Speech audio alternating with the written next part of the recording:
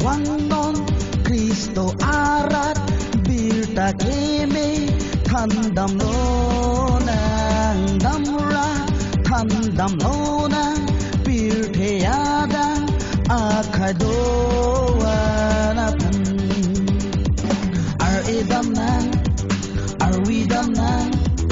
inglong arlok ta ar lulonang karjong kang tir amen pendam nang sang hope plan dam replona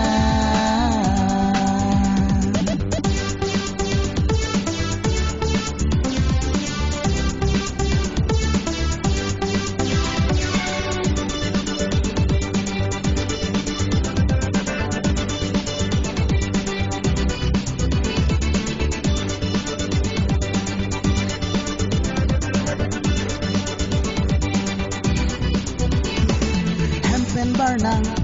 cherap chetona arna malam ning chibi pona jisu pulo ne nang tu malo birthe ki ju dan tanang do dun verdi ar edam na ar vidam na inglong ar lok ta ar lulo na karjong kang tir amen pendam na sang hope lang dam replona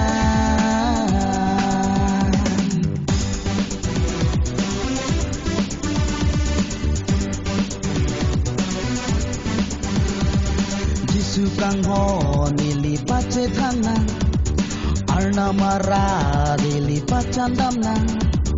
karjong ke jog long ji aphang birtheni kang sam ke do ji Wangon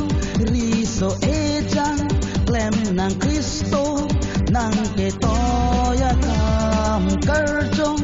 bejok dam nang Kristo arat beplang dam lona ar edam nang ar vidam nang inglong arlok ta ar lulona karjong kang tir amen pendam nang sang hope plan dam replona